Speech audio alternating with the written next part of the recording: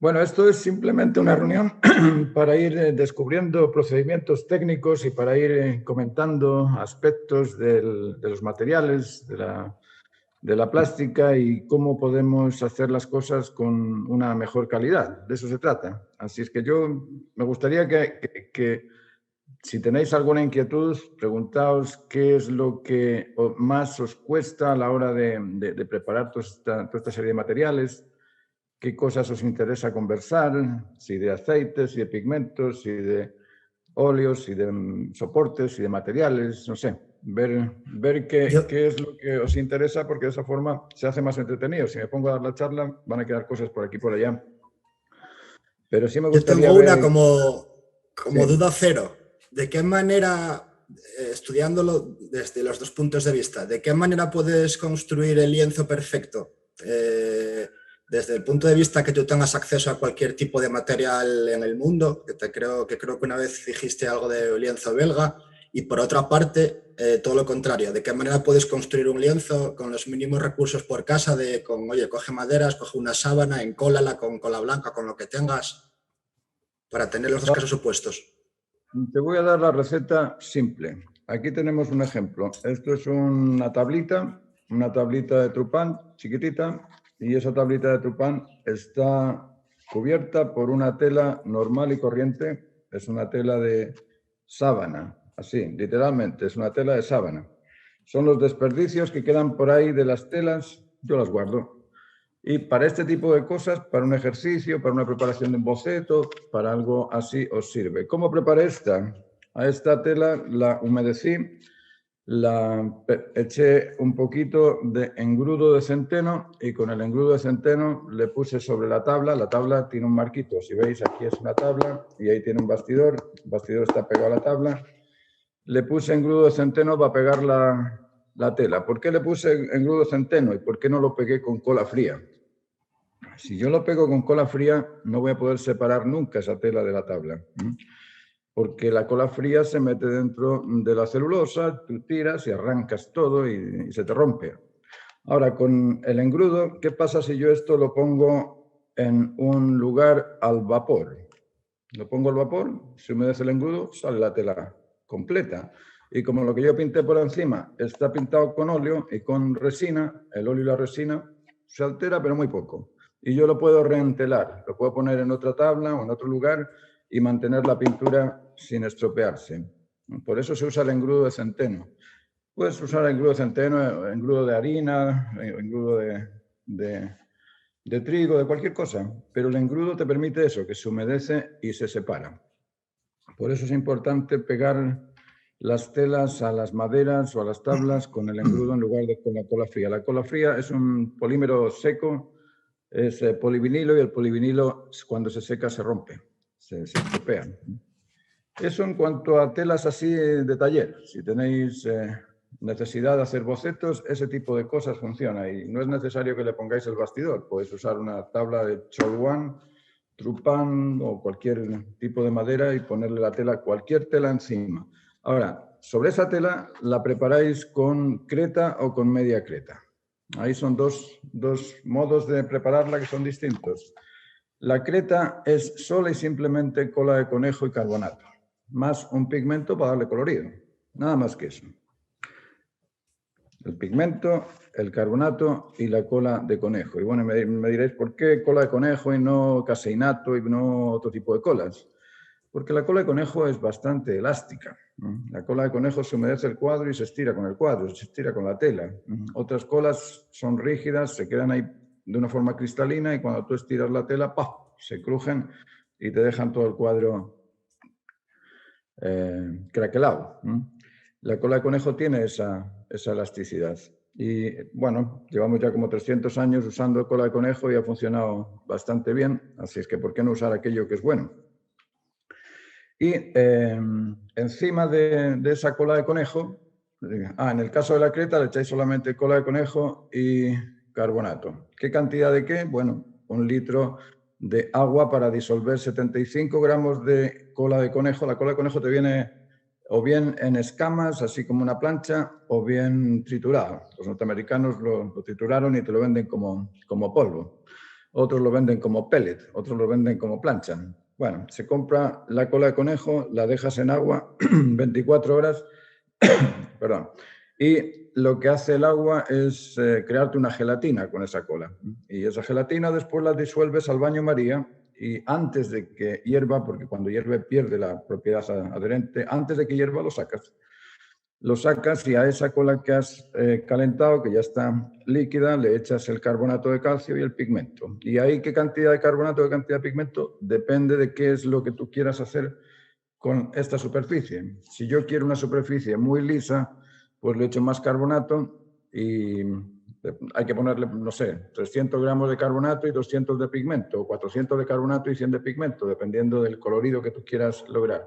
Pero si le echas más cantidad de carbonato, te va a salir una pasta más espesa y para una superficie fina te viene bien, porque la puedes echar con la espátula, lo extiendes y te queda todo lisito. Después lo lijas, le das otra capa, lo lijas, le das otra capa y puedes tener una superficie súper plana y si es que es eso lo que quieres hacer. Si no quieres hacer eso, le echas menos cantidad de carbonato y de pigmento, lo haces más líquido, le pasas por encima y tienes el tejido de la tela que también es rico pintar con esas texturas. Eso depende un poco de qué es lo que vayas a usar.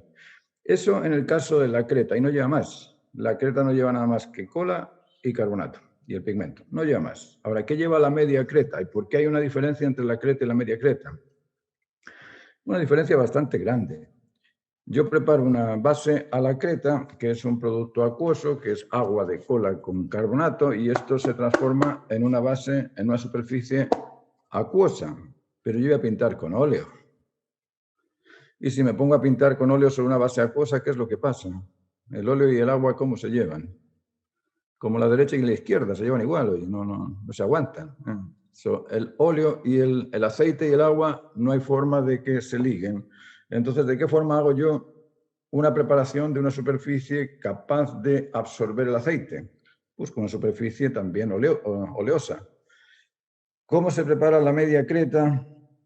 La media creta se prepara también con el litro de agua, 75 gramos de cola. Digo 75, pero podéis poner 50 dependiendo si lo queréis más absorbente o menos absorbente. A más cantidad de cola, más satinado te va a quedar, más difícil va a ser que absorba el color. A menos cantidad de cola, lógicamente, más absorción tiene. Bueno, 50 o 70 gramos de cola en un litro de agua, lo dejáis ahí también 24 horas hasta que eso se queda gelatinoso, lo calentáis y lo dejáis ahí. Al día siguiente lo dejáis ahí en un balde. Y reserváis en una tacita una porción, 250, no sé, depende de la cantidad que vayáis a hacer, pero dejáis un vasito ahí de cola aparte de ese litro de agua que tenéis mezclado con la cola. Después, en un balde, ponéis 3 yemas de huevo. Antes nosotros preparamos con una yema y nos quedaba siempre cortada la mezcla. No sé si te acuerdas, Luis. Entonces yo dije, vale, vamos a poner más huevo y queda mucho mejor. Si la cosa es eso, poner más huevos. Entonces pones 3 huevos, 3 yemas nada más. La clara no. Separas la clara y dejas 3 yemas de huevo y empiezas a moverlo como si hicieras una mayonesa. Y ahí hay que tener paciencia y harta perseverancia, determinación y todas estas cosas, todas estas virtudes, porque si no, no termina la mezcla. Ahí tienes que darle sin parar a las 3 yemas de huevo y le vas echando 250 o 300 ml de aceite de linaza. Ahora, el aceite de linaza que puedes echar ahí, puedes echar aceite de linaza virgen, aceite de linaza cocido, doble cocido, polimerizado. Yo recomiendo que echéis aceite de linaza polimerizado porque es el aceite que se seca antes o tiene esa propiedad de ser más próximo al barniz. Y le echáis 250 o 300 ml de aceite de linaza y vais haciendo la mayonesa. Y cuando termináis de echarle los ml que tengáis ahí de aceite, le echáis encima poco a poco y gota a gota el resto del agua de cola que os quedó en el bote que estabais calentando la cola. Y una vez que se ha mezclado el aceite con el huevo, con la cola, ya tenéis toda la mezcla hecha. A eso le echáis ahí entre 300 y 400 gramos de carbonato de calcio y unos 100 o 200 gramos de pigmento del color que queréis prepararlo. Si queréis prepararlo de blanco, le echáis blanco titanio. Si queréis prepararlo de color azul como esto, le echáis azul ultramar. Si queréis prepararlo de amarillo, pues le echáis amarillo y os va a quedar la base amarilla. Es decir, ahí ponéis el pigmento que más os acomode para la superficie que vais a pintar. Ya tenéis la mezcla. Eso se llama el yeso. Yeso famoso que en Estados Unidos llaman gesso porque ellos no tienen la Y. Entonces no tienen más remedio que pronunciarlo con la G. Pero es el yeso tradicional español. ¿Y cómo se prepara la tela? Tenéis la tela. Aquí os muestro una tela bonita. Esto es lino belga. Y esto es lo que mejor soporta la pintura o lo que mejor ha soportado la pintura a lo largo de los años. Ya tenéis el lino en el marco y lo primero que hacéis es de esa cola que dejasteis reservada, de esa tacita de cola que dejamos apartada, con un spray le echáis a la tela por encima y esperáis ahí 1 o 2 horas hasta que eso se seca. Y cuando está seco, le ponéis el yeso encima y lo extendéis o bien con brocha o bien con espátula, dependiendo de la cantidad de carbonato que le hayáis echado. Así os va a salir una cosa más espesa o menos espesa. Y lo lijáis, le volvéis a pasar otra capa por encima. El lijado, al principio, la primera capa conviene lijarlo. Las últimas capas, más que lijarlo, es tomarse un poquito de lienzo, hacer una muñequilla y humedecerlo un poquito con agua y lo paséis por encima y queda bastante lisa la superficie.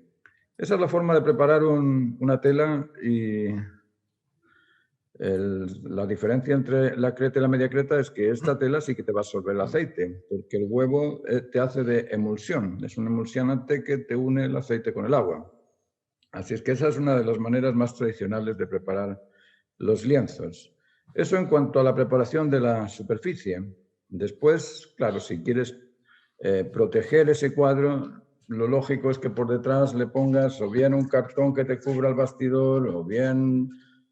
mira, yo he llegado a hacer mezclas con trementina y con cera y le pongo por detrás para ver si eso funciona. No sé, hay cosas que funcionan, depende de la situación atmosférica donde estéis. Aquí, por ejemplo, tenemos un problemón tremendo, porque esto es mar y 100 kilómetros adentro hay una pared. Y esa pared es una cordillera de 6.000 metros y cuando viene cualquier cosa que venga del mar, afecta. En los cambios aquí los cambios de tiempo, los cambios de temperatura modifican mucho el ambiente y sabéis que lo que más afecta a la pintura es la humedad.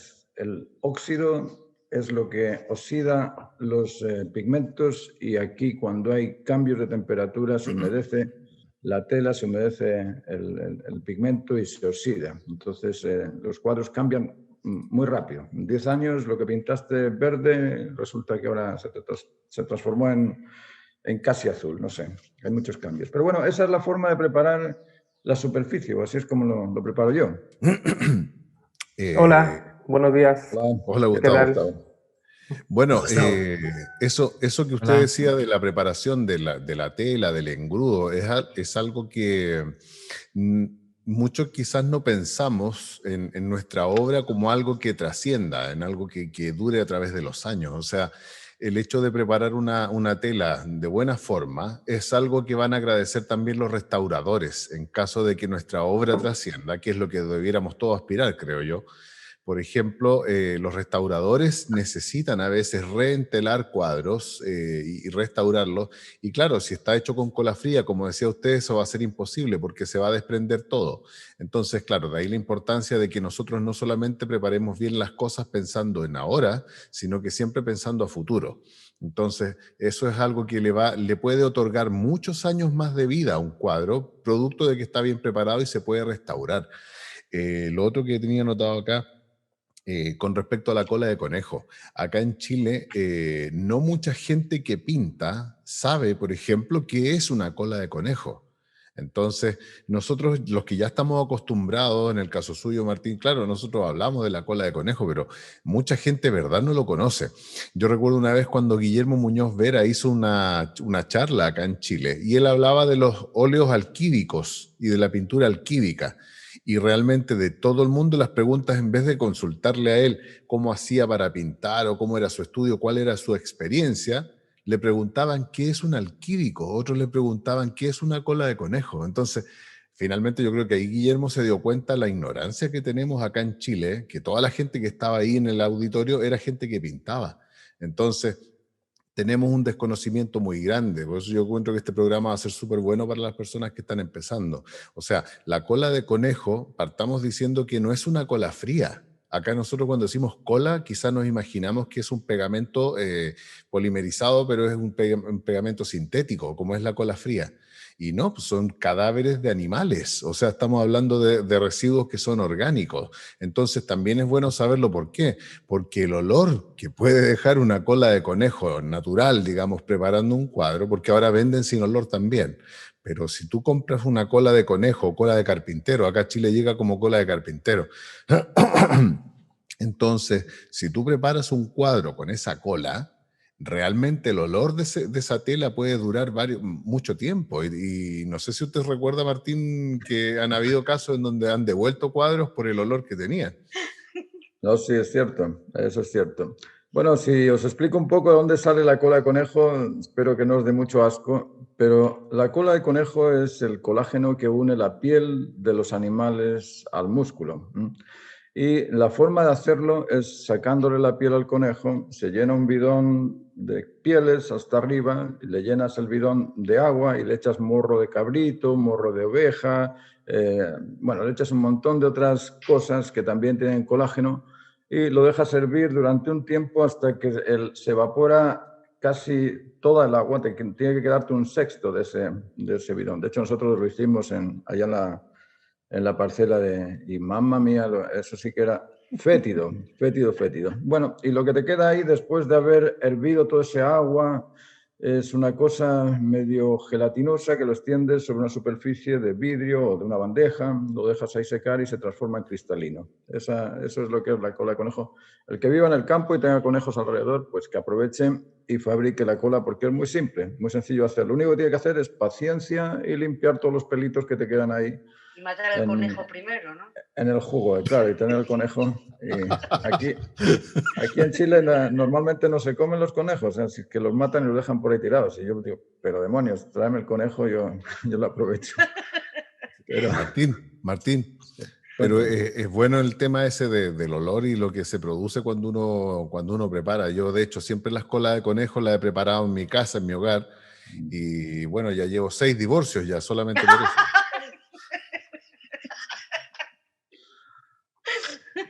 Yo 2 preguntas puntuales sobre lo que dijiste, Martín, sobre lo de para mezclar la tela con pigmento.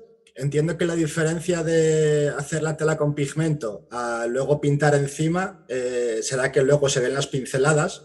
Y por otra parte, cuando enseñaste el lino belga, que es así como de un tono marronuzco, por decirlo de alguna manera, si lo quisieras pintar en blanco con el blanco titanio, coge igual el blanco, ¿no? O al querer pintarlo de un tono más claro hay que echar más pigmento blanco, por decirlo de alguna manera, al querer aclarecer.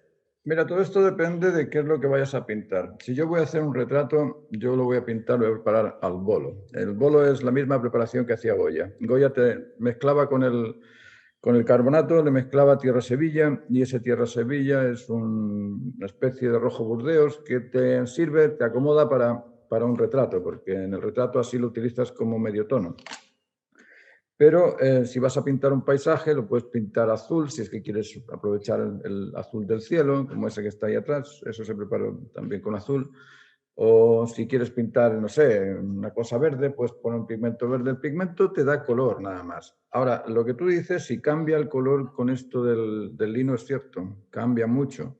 El lino que tú ves aquí ahora marronáceo, o así medio gris, beige, cuando pasan 10, 12, 20 años, se transforma en gris de blanco y negro, gris de zinc, gris que no tiene nada que ver con esto.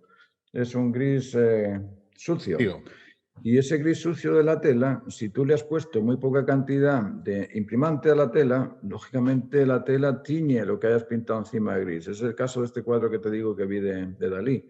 Dalí lo había pintado con aguarrás y con muy poco pigmento, y cuando la tela se cambió de color, pues cambió todo lo que había encima de la tela. Eso es un problema que surge con todos estos cuadros que tienen muy poco colorido, no colorido, sino que tienen poco... Cantidad. claro, poca cantidad de yeso en la preparación. Entonces yo os aconsejo que hagáis lo que hagáis. Si queréis pintar con muy poca pintura, bueno, preparaos una superficie de yeso, al menos que tenga un par de milímetros, como para que después eso se pueda sacar de la tela y rentelarlo. Y normalmente la forma de rentelar todas estas cosas es mediante la evaporación, con vapor. Un vapor se humedece y tú lo vas sacando y lo vas poniendo sobre la superficie. Pero si no tienes el yeso, ¿cómo lo separas? No puedes separarlo porque no hay color, no hay cantidad de pigmento. Por eso que cuando hablamos de artes plásticas estamos hablando de artes que tienen esa densidad de colores, que tienen esa densidad de materia. Y cuando vais a los museos os dais cuenta de que, uy, ¿esto cómo lo hizo que no se ve la tela? Claro, porque le puso una superficie bastante gruesa en yeso, porque pensaban que, bueno, si pasa algo, le saco el trapo y le pongo otro trapo detrás y ya está, arreglado. Pero últimamente, como esas cosas no se explican, pues generalmente uno pinta con lo más cómodo y lo más barato es agarrar un tubo de aguarrás o trementina y diluir el color, y así el tubo, se alargan muchos cuadros, pero lo que pasa es que después pierdes esa pintura muy fácilmente. Así es que sí, la tela siempre afecta a lo que pones encima. Y bueno, eso en cuanto a la tela. Después está cómo te preparas los colores también, porque vas a pintar con óleo ahí encima.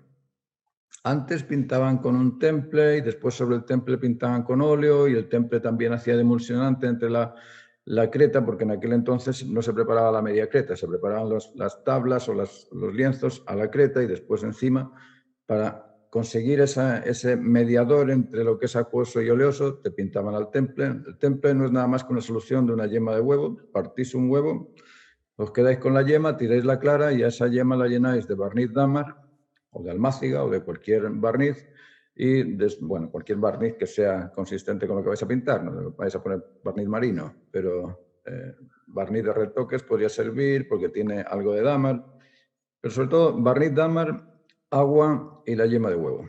Hacéis una mezcla con esos tres elementos y eso lo mezcláis con el pigmento, le echáis ahí al pigmento y hacéis los colores. Y antes lo hacían así, preparaban esos colores para hacer de emulsión con la pintura al óleo, y después sobre eso pintaban al óleo. Y muchas de estas grisallas que se empezaron a hacer al principio se hacían también así, se hacían con temple y después encima se pintaba al óleo. Ahora, ¿qué tipo de óleo? ¿Cómo preparáis los óleos? Hay varias formas. Cada uno, en esto de la cocina, es exactamente igual que cocinar alimentos. Cada uno tiene su gusto. Uno le gusta más salado, más dulce. Rubens, por ejemplo, y Rembrandt, yo tengo aquí lo que ellos utilizaban para mezclar el pigmento con el aceite. Y ellos usaban aceite espesado al sol.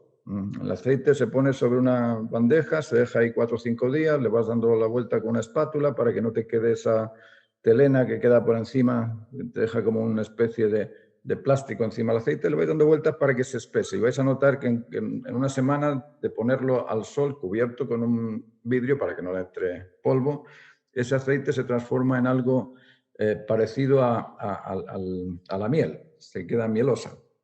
Bueno, ellos hacían ese tipo de aceites pesados, lo mezclaban con trementina de Venecia, que es otra miel también. La trementina de Venecia, no sé si la habéis visto por ahí, es carísima, pero es muy buena porque es un producto preresinoso, por llamarlo de alguna manera. Y mezclaban a ver si me recuerdo, la trementina de Venecia con el aceite espesado, y ahí le ponían dámar o almáciga. La almáciga también es otro tipo de resinas. Y con esa mezcla, esos tres elementos, mezclaban los colores. Ese tipo de mezcla es súper vítrea, es una mezcla que es muy pegajosa y es una mezcla que se seca muy rápido. Pero le servía para pintar y dejar ahí la cosa con harta materia que se secase pronto. Así preparan los colores Rembrandt, Rubens. Ahora, otra manera de prepararlos, yo os voy a contar cómo lo preparo yo. Yo cojo el pigmento, este pigmento que está acá, y a esta cantidad le voy a echar la mitad de cantidad de carbonato de calcio, Blanco España o algún tipo de carbonato que me que me alargue la cantidad de color. Eso es simplemente un tema económico, no le quita ni poder colorir, a ver, no le quita el poder colorante, el pigmento, no le afecta mucho. Lo único que hace es agrandarme la cantidad. Y a este pigmento le echo aceites, normalmente le echo aceite polimerizado y con un poquito de trementina lo ajusto. A veces el aceite es muy mieloso y tienes que hacerlo más líquido para que fluya. Y le echo también una porción de cera. Y busco cera que ojalá que contenga miel todavía, este tipo de cera. Una cera virgen, esto está recién salido del panal, no tiene ningún tipo no le he echado nada, está ahí virgen tal cual, y eso lo disuelvo con un poco de trementina y lo mezclo con los colores, con los pigmentos, y así me salen los pigmentos y funcionan bastante bien. Yo no sé si los habéis probado alguna vez, pero funcionan, salen bastante más baratos que cuando los compras en la tienda. Y con esos pigmentos, pues he pintado lo que he pintado, y hay cosas que sí, que por algunas razones han salido mejor y otras por algunas razones no han salido tan bien. Pero que funciona, funciona. ¿Alguno de vosotros ha preparado los pigmentos? Sí, sí, yo los he preparado también. Pero sería bueno también aclarar que el tema del aceite, el aceite es importante para, digamos, porque los colores necesitan un vehículo para poder irse mezclando y adhiriendo con los anteriores. O sea, es importante el aceite. Pero el problema es cuando nosotros abusamos del aceite en las primeras capas. No sé si nos puede hablar de eso, Martín, que eso también es importante, el hecho de pintar de graso sobre magro. También, claro, la pintura siempre pintas de atrás para adelante, magro primero, graso encima y del oscuro al claro. Estamos dando muchos secretos acá. Pero bueno, esa es la forma Buenos de días. pintar. ¿Qué tal? Hola, Buenos hola. días. ¿Qué tal con usted? Que yo una vez, Martín, recibí una alumna, les voy a contar una pequeña anécdota. Recibí una alumna que duró un día y cuando esta alumna llegó, venía de otros talleres y en otros talleres había pintado, entonces ella venía con muchos diplomas. Me decía, no, si yo he pintado un montón y yo lo único que necesito es que tú me enseñes el A, E, I, O, U. ¿Por qué? Porque yo con estos otros maestros, y me empieza a mencionar maestros muy famosos, yo ya aprendí todo lo que necesito, pero ninguno de ellos me enseñó el A, E, I, O, U. Entonces, a eso se refería ella con respecto a lo básico, es decir, la teoría del color y cosas así que no eran importantes para ella, sino que... Y entonces para eso me buscó a mí, para que yo se lo explicara. Y yo le expliqué precisamente muchas cosas de las que usted está hablando, que para mí son primordiales y hay que partir por ahí, conociendo los materiales, conociendo el procedimiento. Y cuando yo le explicaba esto de partir con una pintura magra, si es necesario diluir con trementina y no con aceite, bueno, ella saca sus materiales y en los materiales andaba trayendo una botella con aceite de linaza. Aceite de linaza. Entonces, yo le expliqué todo el procedimiento de cómo se hacía, cómo había que partir, qué sé yo, el boceto. Y ella lo primero que hace, después de que me escuchó pacientemente y que anotó un montón de cosas en el cuaderno, dice, bueno, yo ahora voy a pintar. Y empezó a hacer unos colores bien aguados y después toma el aceite, lo echa en un recipiente, toma una brocha y empieza a pasarle aceite a la tela blanca, digamos, que estaba nueva. Y la llenó de aceite y el aceite escurría por la tela. Y después de eso, ella toma los colores y lo empieza a poner. Y yo le decía, ¿pero por qué estás haciendo eso? O sea, yo cuando la vi que estaba haciendo esa... Me dice, no, es que a mí me enseñaron que era así porque para que la pintura fluya. Entonces yo le decía, no, pues esto es terrible lo que tú estás haciendo, le estás poniendo aceite a la base de la tela, que digamos no tiene ningún sentido. No, me decía, pero es que de esa manera fluye y yo esa es la manera que aprendí y esa es la manera que lo voy a hacer. Así es que, bueno, duró un día y ya no quiso seguir porque obviamente...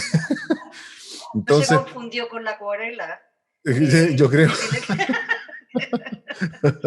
Entonces, claro, hay mucho desconocimiento, como yo le decía, pero es importante eso, ver el tema de los aceites que usted mencionaba, porque los aceites sí son necesarios como una forma de formar un nexo entre las distintas capas de pintura para que queden adheridas y queden, digamos, endurecidas.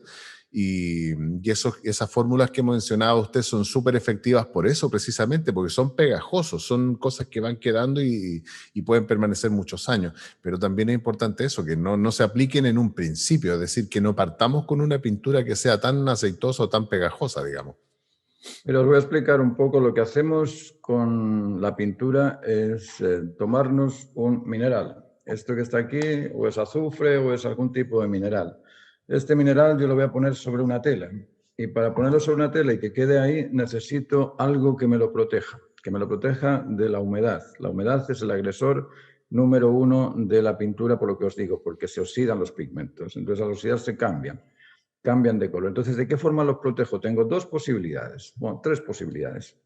O lo mezclo con aceite, o lo mezclo con cera, o lo mezclo con resina. Esos 3 productos cubren el pigmento y me facilitan el mantenerlos ahí cubiertos.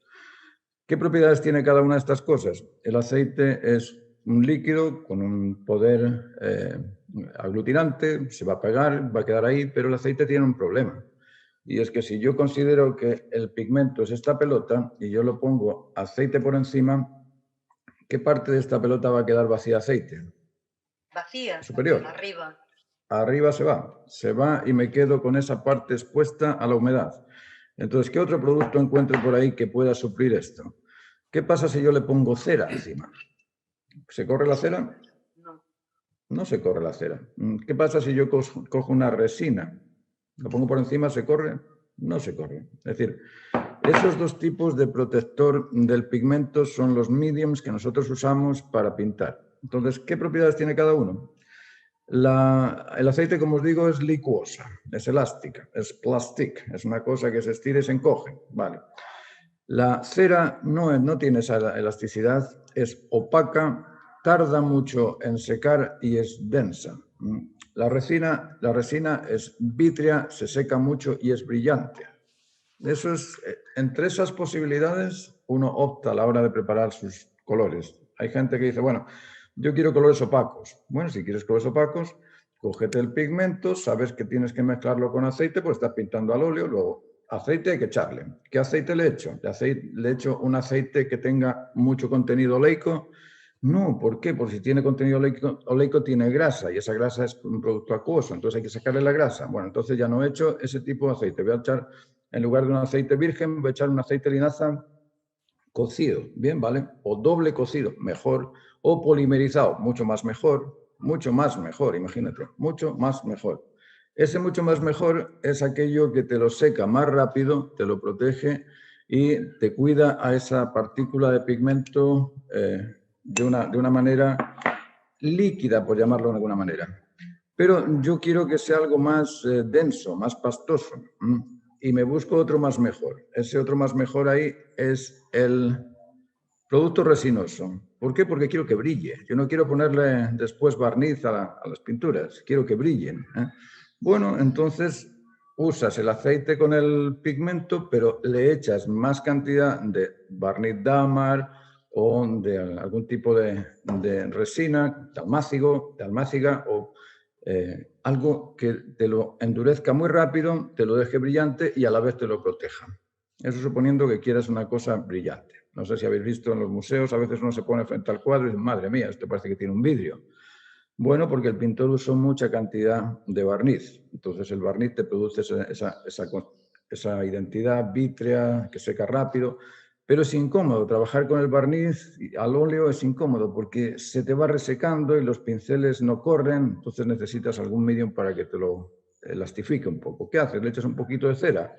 Vale, la cera es otro protector. Ya hemos dicho que el aceite, la cera y la resina nos sirve para proteger el pigmento. Bueno, de esa forma uno se va acomodando.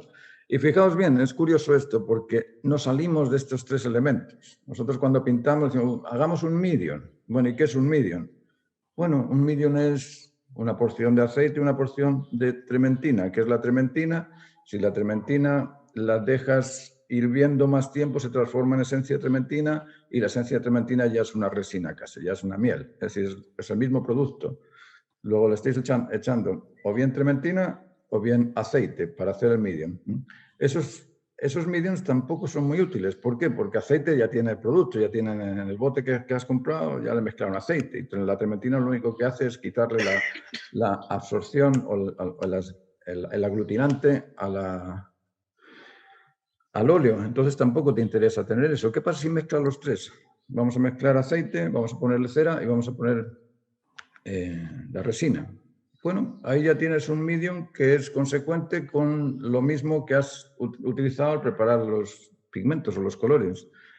Y tienes la alternativa de hacer un medium opaco con más cera o hacer un medium resinoso y brillante con más resina. Y no hay más. Después, ¿qué hacemos cuando queremos velar? Yo quiero hacer una veladura. ¿Qué lleva la veladura? Pues lleva exactamente los mismos 3 elementos. En la veladura le pones más cera para que tenga una consistencia más mantecosa y puedas pasarlo por encima y te tiña aquello que ya has pintado, pero está usando los mismos elementos, aceite, cera y barniz dámar. Lo que pasa es que ahí le echas más cantidad de cera para que te quede una cosa más mantecosa y puedas diluir los colores sin que sean líquidos. Ahora, ¿eso se te transforma en algo espeso? Bueno, le echas más aceite y lo licúas. Es decir, el juego de materiales en la pintura es muy básico, es netamente elemental. ¿Qué es lo que hacen los alquímicos? Bueno, le pones un poquito más de resina y chao, se te secan antes, queda más brillante y queda mucho mejor. Los productos derivados o los productos que se utilizan en la pintura son realmente muy pocos, muy pocos. En el mercado hay inmensidad ¿cómo decirte? Hay una diversidad de elementos que te tratan de vender por ganar plata, pero lo que tú necesitas para pintar es mínimo, realmente mínimo. Con cera trementina o con cera resina y con aceite más pigmento tienes todo lo necesario para pintar. Un poco voy a causar polémica a lo mejor con lo que voy a decir, Martín, porque quiero volver atrás con lo que estaban hablando. Quiero volver un poquito atrás con lo que estaban hablando sobre la imprimación de la tela. He investigado por varios lados y he visto a varios artistas reconocidos, que ellos impriman sus telas con el yeso acrílico, con el común que uno puede comprar. Y yo siempre lo escuché a usted, Martín, decir que eso no era recomendable porque después uno pintaba con algo aceitoso encima de eso y la adherencia no iba a ser buena. Pero hay gente que lo defiende mucho y dice que, por ejemplo, el yeso acrílico tiene materiales como el plástico, y el plástico demora muchos años en degradarse, entonces lo defienden y dicen que podría durar los cuadros muchísimos años y que no se ha puesto a prueba lo suficiente, porque en cambio tenemos, no sé, de 500 años atrás que ya sabemos cómo preparaban esas telas y sabemos que funciona, pero quizá el plástico que se está utilizando ahora con materiales acrílicos pueda durar mucho más. No sé qué piensa usted, porque hay gente que lo defiende mucho y lo que me sorprende es que son pintores bastante reconocidos. No sé si ustedes conocen a Fermín García, un paisajista español espectacular, si lo pueden buscar, tiene varios cuadros en el MEAM, así que es muy reconocido él, y yo un día le comenté en una publicación y él me dijo que no había ningún problema en imprimir las telas con un gesso acrílico o darle una capa antes a la tela de acrílico blanco y después sobre eso pintar con óleo. No sé qué me dice usted, Martín. A mí yo no puedo enseñar presuposiciones o no puedo adivinar, no soy adivino. Yo enseño lo que he visto por la experiencia de la historia y he visto que los colores de Rubens o de Reynolds o de Rembrandt, hay un montón de cuadros que no han necesitado restauración. Y lo que enseño en las clases es a preparar las cosas como tradicionalmente ya se han evaluado. Ahora, ¿qué es lo que va a pasar a futuro? Pues no sé, yo no puedo hablar de Me dices que no se han puesto a prueba esos mediums, esos materiales. Bueno, si no se han puesto a prueba, ¿cómo afirmo que sí, que valen? Es muy difícil, no tengo pruebas. Entonces, esta gente que defiende postulados, bueno, a lo mejor tienen sus razones, a lo mejor son dueños de empresas de vinilos, o son dueños de mercados de arte, o son dueños de librerías y quieren vender productos, no sé. Cada uno ofrece su criterio de acuerdo a sus beneficios particulares. Yo lo que he visto, y aquí hay algunos que, no sé, estos libros no sé si los conocéis, el Max Dörner, esta es como la Biblia en verso de la pintura. Este señor, que es un señor que también hizo algo parecido, el Ralph Mayer, aquí te habla de todos los tecnicismos y procedimientos, todo esto. Y como te digo, yo puedo enseñar aquello que se ha demostrado, yo no puedo enseñar aquello que se va a ofrecer en unos años más, yo no sé cuál. Ahora, lo que sí sé es que yo he pintado, y he tenido allí no sé si te acuerdas del Luis, del cuadro que había en la entrada, ese pequeñito. Ese cuadro estaba preparado con una base acuosa y yo tenía en la entrada del taller en un sitio donde, claro, cambiaba la luz y la humedad porque era la entrada, y en la entrada cuando abres la puerta pues sufre mucho. ¿Qué pasó con ese cuadro? Ese cuadro se desconchó entero, se cayó entero. Yo veía como, esto parece, ni un terremoto lo saca. Y era un cuadro que estuvo ahí pocos años, porque me lo regaló, lo puse allí, ¿y cuánto tiempo pasaría? 3 o 4 años. En 3 o 4 años, expuesto a las condiciones climáticas normales de acá, se fue el cuadro. Yo he tenido esa experiencia, yo enfrente a esa experiencia no te voy a aconsejar que lo hagas así, y menos siendo docente, pues si estoy tratando de explicarte algo que te sirva, no te voy a dar ese consejo. Ahora que sí, que hay gente que te defiende los colores al agua, ya no son al óleo, ya son colores al óleo al agua. Yo digo, ¿qué estás diciendo? Colores al óleo al agua. Eso es como una contradicción, ¿no es cierto? Bueno, yo todavía no he probado esos colores, no sé si son buenos o malos. Hay gente que dice que son buenos porque no huelen. Bueno, a lo mejor porque no huelen son buenos para tu nariz, pero no sé si serán buenos también para la naturaleza. La naturaleza es la que te manda, no la nariz. Así que no sé qué es lo que va a pasar con eso. No, en cuanto a las posibilidades, puede. Mira, el blanco titanio todavía no se ha demostrado si es estable o no es estable. Se dice que es muy estable. Bueno, vale, pero lleva 100 años funcionando. Vamos a ver si en otros 300 años más sigue ahí. Son productos que están al alero de la investigación y bueno, y hay que esperar. Pero no puedes defenderlo simplemente por testarudez y decir, no, es que eso, mira, es bueno porque yo lo digo. Bueno, sí, está bien. Sí, hay gente así también. Y hay que decirles que está bien. ¿Qué vas a hacer? Oiga, Martín, pero sí, es súper bueno. ¿Por qué? Porque ha pasado en la historia también que han habido periodos de la historia en donde los pintores usaban, por ejemplo, aceites de nuez, de almendra y de un montón de cosas distintas. Y claro, pasaron 100 años y se dieron cuenta que la reacción química tardaba 100 años en comenzar a afectar ciertos colores que contenían cadmio y al final los ennegrecían. Y claro, y vemos que hay una generación de cuadros que se malogran por eso. Pero claro, en 100 años tuvieron que pasar 100 años para darse cuenta, pero ya una vez que esos cuadros se malogran no hay cómo arreglarlos. Entonces, sí, para mí lo ideal es utilizar esas técnicas que ya llevan más de 200 años y no fallan. Entonces, claro, eso es como lo mejor. Y por lo demás, ¿quién piensa hoy en día qué es lo que va a pasar con mi cuadro en 200 o 300 años más? Nadie piensa en eso, no importa a nadie. Entonces, por eso que si a mí no me importa la duración de mi trabajo, yo voy a usar lo que sea, voy a pintar con saliva si quieres, lo mezclo con el pigmento y ya verás cómo me queda bonito. Está bien, y es un adherente. Bueno, es decir, Martín, cuando pierdo la noción de la calidad o de la importancia, bueno, ahí entra todo, Entonces, eso que hay usted gente así, hay gente que... mencionaba, eso que Sí. usted mencionaba de ese cuadro que se desprendió, que usted lo tenía en la academia, ese cuadro actualmente lo tengo yo. ¡Oh! ¡Sí! Mitch. Bueno, ¿por qué? Porque vas a usar el marco y la tela, yo creo, porque el No, resto no, no. De hecho, no se veía. lo he utilizado mucho en mis clases. Lo he usado mucho en mis clases para... Como modelo, como Sí. ejemplo. Sí, bueno, hay No, otra cosa que les voy a contar. Martín muchas veces hacía bocetos o a veces hacía dibujos en algún papel y él los tiraba. Y como yo era el encargado del aseo en la academia, esas cosas yo las fui recogiendo. Así que tengo un montón de bocetos inéditos. Búsquenme en eBay o en Amazon. Ahí puedo... ahí es donde los vendes. No, Se es escuchan importante. ofertas. Sí, claro.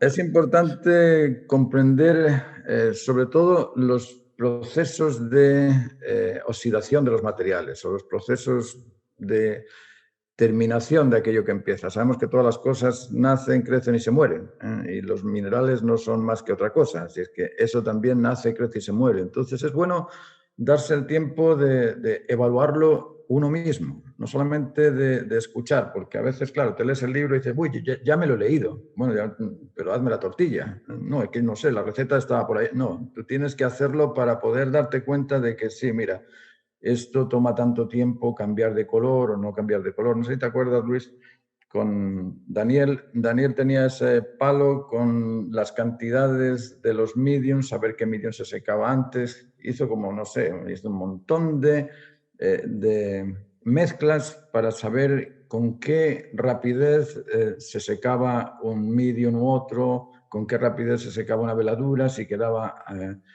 brillante o no brillante, y le ponía papelitos tapándolos y cada día le iba sacando papelito para que le diese la luz a esa porción que había hecho. Y bueno, él está estudiando. Eso es el estudio. El estudio no es solamente escuchar con las orejas, el estudio es tener la experiencia propia de aquello que te dice el profesor.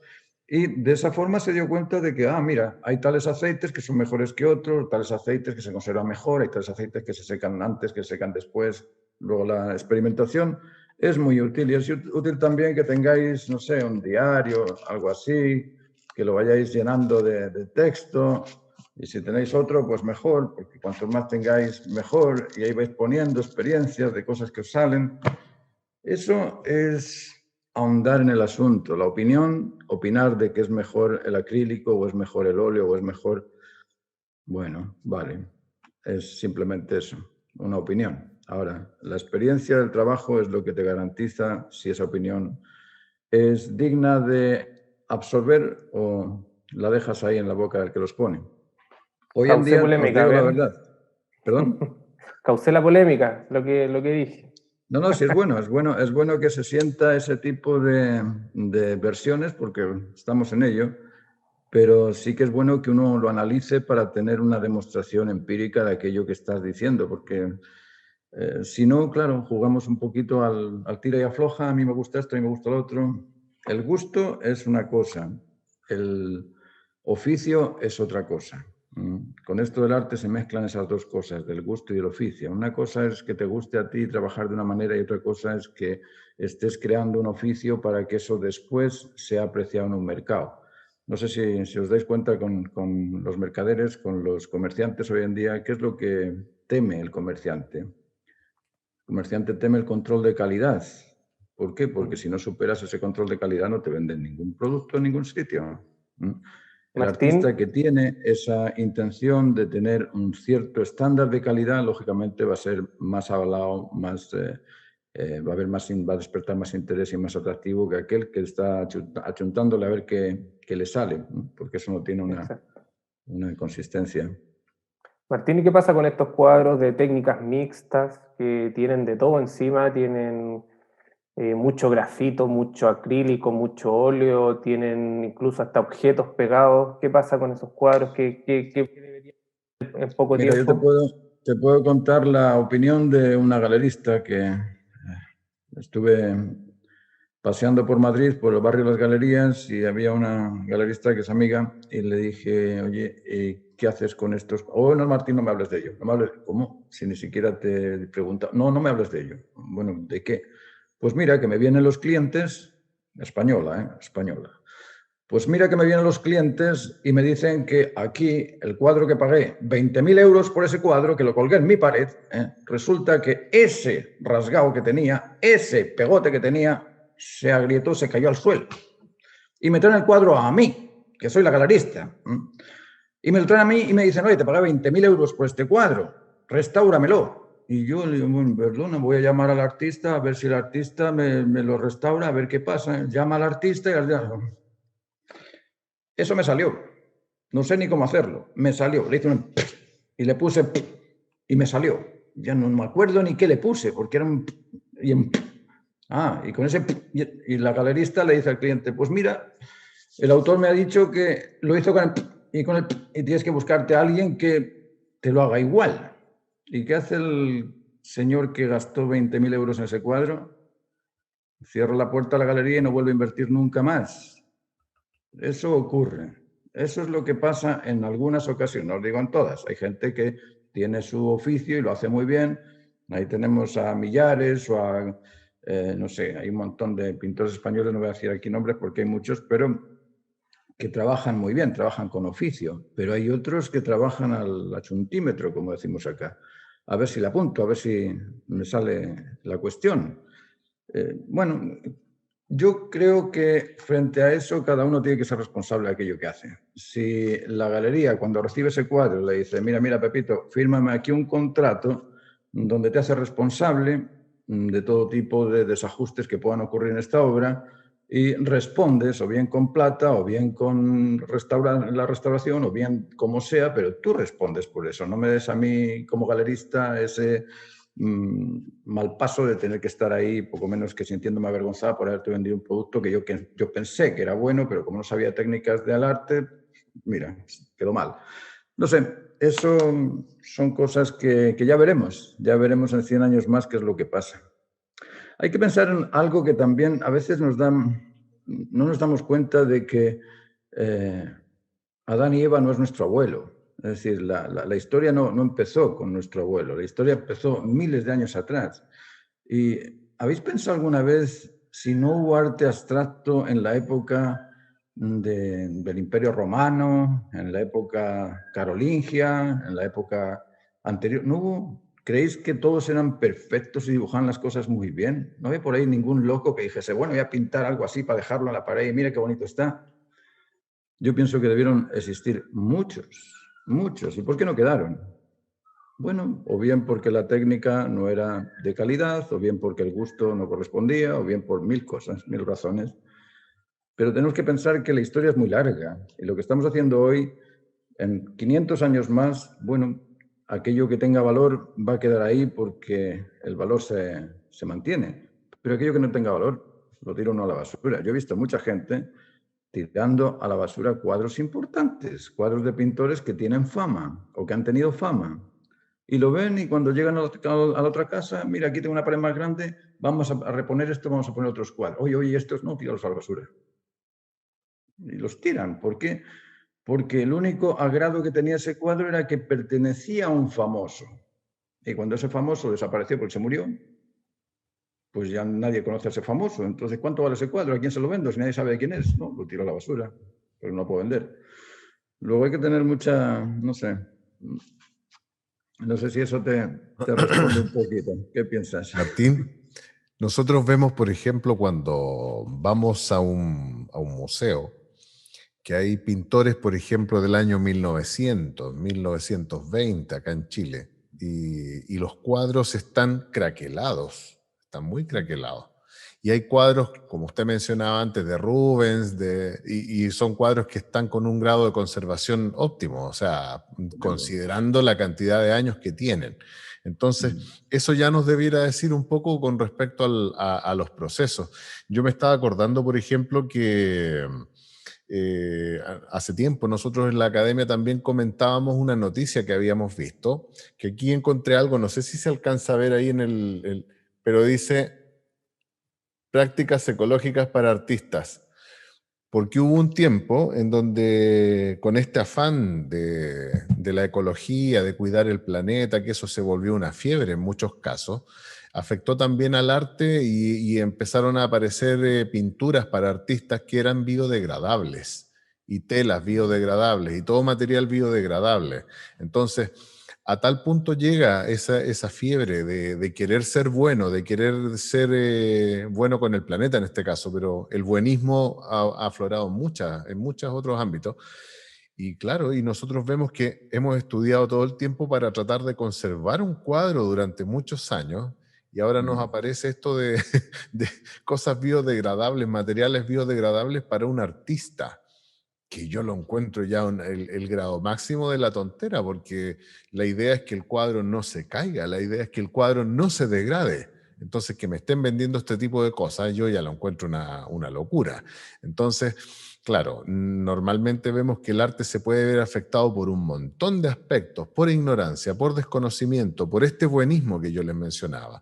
Por eso es importante también seguir insistiendo en esto de las técnicas, hablar con personas como Martín, que son personas que conocen y que han probado. Nosotros en la academia, yo tuve la fortuna de estar en la academia con Martín y claro, nosotros hacíamos esas pruebas y de repente en cartones poníamos colores, los cubríamos con algún color y los dejábamos al sol para ver qué pasaba, si la pintura sangraba, si la pintura se deterioraba, cuál se deterioraba más, qué colores secaban más rápido. Son pruebas que uno tiene que experimentar, porque de esa manera se aprende. También fabricando los mediums, porque acá en Chile, por ejemplo, nosotros nos venden mediums y son muy económicos y es como agua, son muy líquidos. Entonces yo en la academia tuve la fortuna de poder conocer mediums que eran como miel, como mermelada y funcionaban de otra manera. Entonces, claro, es bueno experimentar, como decía Martín, y hoy en día tenemos al alcance de la mano el tema de Internet, o sea, tenemos una cantidad de conocimientos, podemos descubrir las técnicas de los maestros antiguos, o sea, tenemos de dónde sacar la información que antes no existía, a no ser que uno estuviera metido en la biblioteca, ahora lo tenemos al alcance de la mano, o sea, acá tenemos el conocimiento de la Biblioteca de Alejandría, así que yo los invito a que prueben eso y hagan cocina, preparen sus propias cosas, echen a perder nomás, sin miedo, y de esa manera van a sentir un cariño mucho más grande también por el cuadro que van a terminar pintando, porque va a ser una cosa de conocimiento, va a ser un producto de investigación, y una investigación provechosa, no esa de pegarle cosas al cuadro, como decía Gustavo recién. Así que esa Pues es la eso, invitación a que en lo hagan. eso tienes mucha razón en eso de que Internet tiene de todo, pero lo que no tiene Internet, a pesar de que tiene mucho, yo le llamo el dios Google, el dios YouTube, para mí son dioses eso, porque tienes de todo ahí. Pero lo único que no tiene Internet es algo que a mí me llama mucho la atención. ¿Por qué en Internet no existe discernimiento? Porque esto es como tener todos los materiales para hacer la casa. Imagínate, yo estoy aquí en el campo y tengo yeso, cemento, madera, tejas, todo lo tengo aquí. Pero no sé qué hacer con ello. No sé cómo se hace la casa. No soy arquitecto. ¿De qué me sirve tener todos estos implementos alrededor si no tengo discernimiento, si no sé qué tomar, de qué y de dónde tomarlo? Fijaos que en las escuelas se quitó la filosofía. Ahora ya nos enseña filosofía, que es el amor por la sabiduría.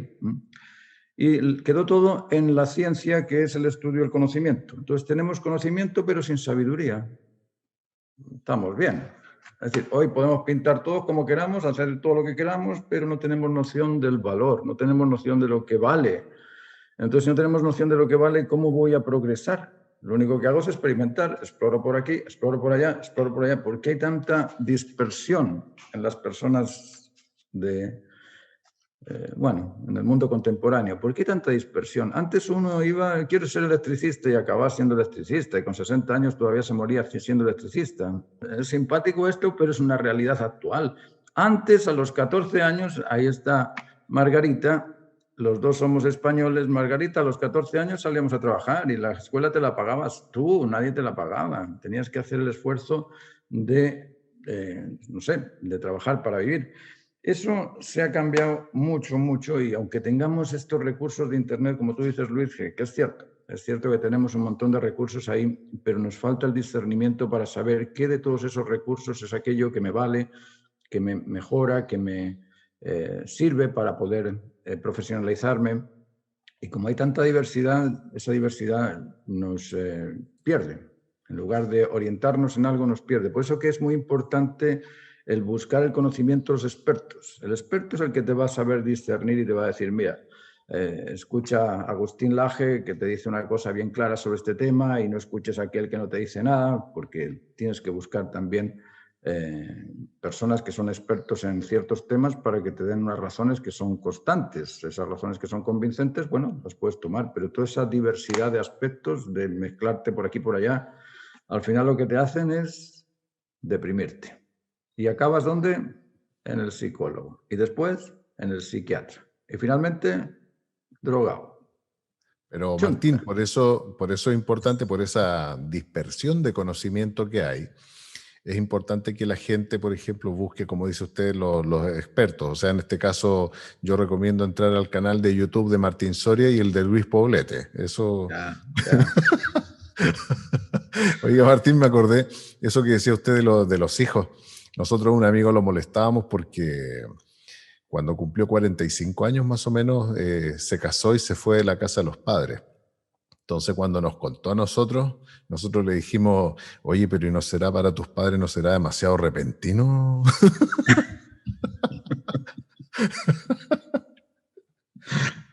Así que eso, métanse al canal de Luis Poblete y de Martín Soria. Vaya, vaya. ¿Alguna pregunta más? ¿Alguna cosa más que podamos comentar? Son dos preguntas totalmente diferentes, ¿eh? Una es cómo proteger un dibujo a carboncillo, que luego con lo delicado que es, no sé si era algún tipo de laca o algo de eso, pregunto desde la ignorancia. Y otra es, cuando hacéis algún tipo de pintura ya por encargo específico, ¿tenéis en cuenta el tipo de luz que va a estar iluminado? Me explico, si por ejemplo es un retrato para el despacho de alguien que sabéis que tiene una luz cálida que le va a interferir en la gama que utilizasteis para la pintura, o en el caso opuesto, una galería que tiene las luces blancas que sabes que va a respetar la gama utilizada. ¿Lo tenéis en cuenta cuando sabéis en qué pared se va a exponer la obra? A ver, en principio el carboncillo va a caerse porque va a caerse. Es muy difícil pegarlo todo bien. Sí, se usa la goma laca y si mezclas la goma laca con alcohol, en 1 litro de alcohol de quemar, echas un dedo de goma laca y le echas un par de cucharadas o 3 de lejía, ¿cómo se llama la lejía acá, Luis? Cloro, de cloro. Le echas el cloro y con eso le quita el color rojo al alcohol y te puedes hacer un fijativo. Y con ese fijativo sí puedes fijar los carboncillos. Pero yo tengo aquí carboncillos de la escuela y se han ido pelando con el tiempo. Y lo mejor es que los enmarques, que lo pongas en un marco y le pones el vidrio por encima y eso te lo protege. Eso en cuanto a la protección del dibujo. Sobre lo otro, sobre qué luces ponerle a los cuadros o a los dibujos. Un cuadro para que se mantenga bien necesita 40% de humedad y 20 grados de temperatura. Eso es el medio estable que te mantienen los museos para poder tener eso que no te altere. Son 40% humedad y 20 grados de temperatura. Esa ampolleta va a cambiar esa temperatura. La ampolleta le va a dar calor también. Entonces, lo ideal es poner la ampolleta lejos y que sea una ampolleta que en la distancia te lo alumbre, pero que no te lo caliente. Y de esa forma se puede mantener la temperatura constante y la humedad relativa también constante. Pero hay que chequear siempre esa humedad relativa y esa temperatura para que se mantenga bien la pintura. Como os digo, lo que afecta a la pintura es el cambio de temperatura, la humedad. La humedad es lo que agrede al pigmento. Así que hay que procurar que esa humedad no le llegue. Martín, sí, eso con respecto a lo de los carboncillos, porque a mí si hay algo que me gusta mucho es el dibujo. Yo antiguamente utilizaba fijativos. Hay unos fijativos en spray que acá en Chile son muy malos. ¿Por qué? Porque acá, por ejemplo, consideran que es mucho más de cuidado el cabello humano que una obra de arte. Entonces, acá, por ejemplo, encontramos muy buenas lacas para el pelo, para uso cosmético, y muy malos fijativos. Los fijativos de arte son muy malos. Entonces, cuando yo los aplicaba, me acuerdo que salían restos de goma, como de resina, y quedaban adheridos a los dibujos y era una cosa muy mala. Y finalmente yo me di cuenta también que cuando yo trabajaba, ya sea con carboncillo o a veces con lápiz de grafito, al fijarlo con estos fijativos en spray, perdía contraste. Es decir, los colores negros, los oscuros máximos, ya no se veían tan oscuros y perdía mucho contraste el cuadro. Y yo a veces tenía que volver a retocarlo y no me daba cuenta que era por el fijativo. Entonces, cuando ya lo noté, para mí la receta ideal es enmarcarlos inmediatamente. O sea, yo incluso ya tengo prefabricados unos marcos para inmediatamente enmarcar aquellos dibujos valiosos. y obviamente con un passepartout, con una orla, que mucha gente piensa que el passepartout que va por la orilla es de uso decorativo solamente, y no, ese passepartout tiene que tener cierto grosor para que el dibujo no quede topando con el vidrio, es decir, para poner una distancia entre el dibujo y el vidrio. Entonces, si uno hace ese dibujo con carboncillo, que como dice Martín, sí, si uno lo mueve y algo se le va a salir, lo ideal es enmarcarlo de inmediato con un passepartout, qué sé yo, con vidrio, para evitar y no tener que aplicarle estos productos químicos, porque como les digo, acá en Chile eran bastante malos. Martín, una cosa, ¿podría, no sé, explicarnos un poquito sobre el papel? Porque de repente uno dibuja y toma a veces cualquier papel, y el papel también es importante en el caso del carboncillo. Y por último, lo que iba a decir que, claro, cuando uno habla de carboncillo, uno tiende a pensar en la barra de carbón. Pero claro, la barra de carbón se hace polvo después y prácticamente se cae mucho. Pero también están los lápices de carboncillo. Yo uso de esta marca, que son General, y son bastante buenos. O carboncillo prensado, y también tienen mayor fijación, como este. Claro. Y bueno, yo creo que hay que tomar en consideración mucho el papel. No sé qué nos puede decir usted sobre eso, Martín. Es que cada país tiene sus papeles. Yo usaba en el Times una cosa que se llama Illustration Board, y ese Illustration Board es un papel grueso muy bueno y resiste todo tipo de cambios de temperatura. Era como una tablita con una superficie adherente. Aquí no hay esos papeles, aquí no llegan. Bueno, no sé ahora, yo te estoy hablando yo llevo 5 años sin visitar una librería, así es que no sé, a lo mejor hay otros materiales ahora. Pero los papeles Fabriano, los papeles Canson, los papeles, no sé, Hegel, los papeles... hay muchos tipos de papeles. El Ingres, por ejemplo, para el carboncillo, yo usé en la escuela Ingres y todavía están acá los dibujos, algunos se mantienen bastante bien. Pero si vais a hacer algo importante, yo iría por la tabla. Yo dejaría el papel a un lado y me prepararía una tabla con Duco y con el aparejo. Ubicáis el aparejo de Sipa, echáis... El aparejo es lo que se utiliza para los marcos, no tengo por ahí ninguno, pero es como la base que se usa antes del lacao de los marcos. Y el aparejo tiene una propiedad bastante buena, que es que si lo mezclas con carbonato, tú le puedes dar aquel tipo de absorción que necesites para el dibujo. Entonces mezclas aparejo con carbonato y lo disuelves con diluyente Duco. Y haces una mezcla y con eso le pasas una, dos... Yo aquí la panorámica esta la hicimos con una máquina, con un pulverizador. Claro, te queda todo bonito. Pero si no tienes esa máquina, lo puedes hacer directamente con espátula o con brocha y lo vas lijando y te queda una superficie bastante buena para el dibujo. Y es mucho mejor, más absorbente que el papel, te permite hacer texturas también porque puedes borrar y no se te dobla el papel, no se abomba. Puedes rascarlo incluso, yo aquí tengo líneas que están hechas con una aguja. Entonces está la aguja y ahí puedo hacerlo. En el papel le pasas la aguja y se te corta el papel. Es decir, uno tiene que buscar aquellos materiales que sean más permanentes para aquel tipo de trabajo que quieras realizar. Pero los papeles, como te digo, los Guarro, los papeles Canson, los papeles Fabriano, son quizá los más populares y han funcionado bastante bien. Y todo esto de libre de ácido, mira, mucho libre de ácido que esté, la humedad lo agrede por todos lados, así es que no sirve de mucho andar con la maquinita, que si compré un papel libre de ácido, porque a la larga depende de dónde lo pongas, cómo lo pongas y con quién lo pongas. Si el señor te lo pone debajo o encima de la chimenea, ponle libre de ácido, se te va a amarillar el dibujo.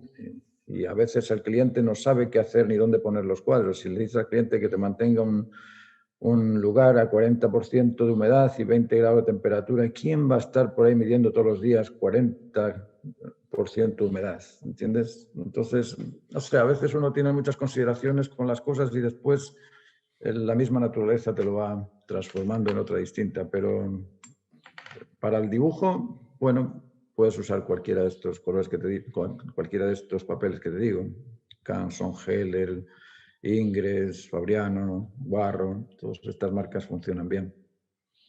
Martín, También no es Durillo, por, también, no es porque yo tenga algún tipo de auspiciador ni nada, pero este es lo que usted estaba mencionando. Ese Sí. es el SIPA.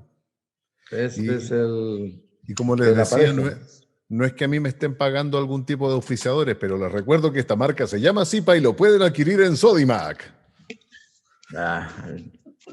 Lo está echando, nos está llevando a su casa.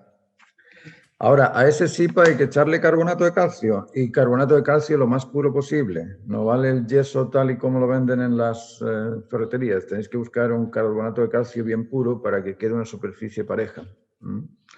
De esa manera, sobre una tabla podéis preparar una base y dibujar tranquilamente. Allí en la academia empezamos a hacer dibujos sobre eso y salió famoso el trabajo con alcohólico maraca. Sí. ¿Verdad que sí? Esa era la preparación. Nosotros trabajábamos sobre esas superficies de tablas preparadas con aparejo y carbonato de calcio y después encima Pero diluíamos Martín, el grafito con alcohol y goma aclaremos, laca. Alcohol y goma aclaremos laca, que no es alcohólico maraca. alcohol y goma laca. Eso es, alcohol y goma laca. Pero los alumnos me decían, voy a hacer algo con alcohol y goma laca. Sonaba más bonito. Sí. Le quería pedir un consejo antes de irme, Martín, bien corto. ¿Cómo uno puede defender una obra ante un cliente? En 15 minutos más llega un cliente, tengo que yo de alguna forma vender mi obra y demostrarle que tiene que llevarla. ¿Cómo lo puedo hacer? Primero, convenciéndole de los aspectos particulares que tienes tú como persona y segundo, mostrándole la diferencia en calidad que tú le ofreces con respecto a lo que hay en el mercado. Yo creo que esos dos aspectos son los que hay que trabajar. Decirle, mira, yo he hecho esto, yo no sé. El yo-yo te va a garantizar quizá la confianza si lo sabes entregar de una manera convincente y por otro lado, los aspectos técnicos. Mira lo que he hecho, cómo lo he hecho, de qué manera. Esas dos cosas son... No te puedo decir que te pongas corbata como lo hacía yo cuando empezaba con las... y llegar ahí, que vengo del Washington Times. No se puede. A mí me funcionaba bien, pero en este caso hay que contar tu trayectoria y ponérsela en evidencia para que se dé cuenta de que tienes un buen currículum y además de tener un buen currículum tienes calidad en tus trabajos. Eso es... Y si que no soy se alumno convence de a la Martín, eso es lo más importante. eso es lo más importante. Así es que, tranquilo, Gustavo. Te dejo Muchas y gracias, chiquillos. ahí nos vemos otro Nos día. vemos. Que estés muy bien. Muchas Chao. gracias. Chao. ¿Más? ¿Alguna pregunta más? ¿Alguna duda Martín, más? Martín, Sí. con respecto a eso que decía Gustavo, también es bueno crear en el cliente la necesidad. Por ejemplo, decirle, imagine la pared de su casa blanca, vacía. Y ahora, imagine con este cuadro que usted está viendo acá. Le creas la necesidad. O sea, y con Claro. respecto a eso hay una anécdota que yo una vez la leí, pero no la pude volver a encontrar y la he buscado, pero no sé qué pintor era, si es que es cierta, porque ustedes saben que las anécdotas a veces no son ciertas, pero decía que había un pintor, como les digo, no recuerdo el nombre, que se caracterizaba por hacer unos atardeceres muy maravillosos, unos atardeceres lindos y con unos colores anaranjados típicos del atardecer. Entonces decía que cuando este pintor quería vender un cuadro y a veces había algún cliente que iba a ir a ver esos cuadros, ¿qué es lo que hacía? Él tenía sus cuadros de atardecer en unos atriles con un marco muy bonito, pero antes de eso le ofrecía un café al cliente en una sala que estaba totalmente decorada con azul. Entonces, claro, se tomaban un café, conversaban una conversación muy agradable, pero todo lo que rodeaba a estos señores en ese momento era de color azul. Por lo tanto, cuando después él lo hacía entrar a la habitación donde estaban los cuadros tenían unos colores naranjas que se veían totalmente intensos, porque como sabemos el azul y el naranja son colores complementarios. Entonces, claro, decía que hacía eso precisamente ¿para qué? Para que la vista del espectador se acostumbraron al color azul y luego cuando entraban a la sala y veían esos naranjas, los veían más intensos. Entonces yo no sé si será cierto, pero pienso que puede ser una alternativa. O sea, hay distintas formas de buscar el hecho de crear en el cliente la necesidad de tener ese cuadro. Mira, hay 3 aspectos que son fundamentales, los hablamos en la filosofía del arte: la atracción, interés y motivación. ¿Cómo se logra la atracción de alguien? ¿Cómo atraéis a alguien? Lógicamente con la simpatía, con el buen humor, con el, no sé, llegar a la persona de una forma vincular. ¿Cómo despiertas el interés? Diciéndole algo que se ajuste. Si empiezas a hablar miles de cosas y de esas miles de cosas, 999 son amorfas, que nadie las entiende, que no tienen una razón de ser justa, lógicamente pierdes el interés. Cuando alguien os cuenta muchas cosas de cosas que no son interesantes, os vais nada más. ¿Y cómo lo motiváis? Pues con el ejemplo, lo bien hecho. Esos aspectos para ganarse al cliente yo creo que son importantes. Si llegas a un sitio, lo primero, amabilidad, simpatía, buena presencia, porque la presencia entra por los ojos, es lo primero que ves. Y después de eso, una charla inteligente de aspectos técnicos o de cosas que sean interesantes del momento, y después de eso, pues nada, muestras, miren, yo soy capaz de hacer esto, y ahí lo motivas. Pero eso es importante considerarlo, uno no se da cuenta, uno agarra la maleta y va a cualquier sitio de cualquier manera y piensas que, bueno, se van a interesar por mí, se van a motivar a comprar y les voy a resultar súper atractivo. Y no funciona así, no funciona. Para todo hay ciertas reglas, estamos en el cosmos. El cosmos es orden y ese orden, para ordenar las cosas, tiene una ordenanza. Es decir, en todo hay una regulación, en todo hay un orden, una ordenanza. Y en esto de las ventas también. No sé, yo hice ahí un cursillo de negociación comercial y me dijeron, mira, lo importante de la negociación es que tengas un buen bistec. Le pones una buena comida y después de que esté satisfecho con la comida, le ofreces el proyecto. Ahí habláis del negocio. Pero primero que sienta que, wow, recibí algo rico para el cuerpo. A lo mejor eso funciona también, no lo sé. Por ejemplo, el cómo disponerse ante el cuadro, cómo ponerse a pintar. Yo veía gente que empezaba a pintar. A ver, que será el modelo. A ver, si el modelo. A ver, pero hijo mío, ¿por qué no pones el modelo haces un ángulo de 90 grados y el modelo en la bisectriz, en el centro, y ya no tienes que mover absolutamente nada, no te duele el esternocleidomastoideo ni ninguno de esos músculos? Pues no, se ponían mirando para allá y el modelo por allá. Cosas tan básicas como esas es el cómo me planto frente al caballete. A veces, hasta que no te pones ahí, como tú dices, Salirio, hasta que no te pones en el momento y en el lugar, no te das cuenta de cómo tienes que resolverlo. Pero sí, hay muchas cosas que se pueden conversar. Las cosas son interesantes de irlas analizando y darse cuenta también de que la única forma de poder comprenderlo es experimentándolo uno. Claro, yo les digo, venga, háganse los colores, sí, muy bien, pero hasta que tú no te pones ahí a amasar los colores y te das cuenta de, ¡ay, mira, con este color esto es más pedregoso que el otro es mucho más liso! Bueno, ahí estás encontrando diferencias. O mira, este color tiene una luminosidad superior a la del otro, o con este aceite me sale de una forma u otra. Esa experimentación es fundamental, es lo primordial en este tipo de conocimiento de los materiales, más que lo que te puedan explicar los libros y lo que te pueda decir el experto es la experiencia propia de cada uno. Y luego eso también aplicarlo al gusto particular, porque hay gente que le gusta que el color sea líquido y se extienda muy bien, y hay personas que no, que quieren una cosa pastosa y utilizar la espátula o un pincel muy grueso para que tenga más plasticidad. Bueno, ahí hay que ajustarse a las necesidades propias del artista.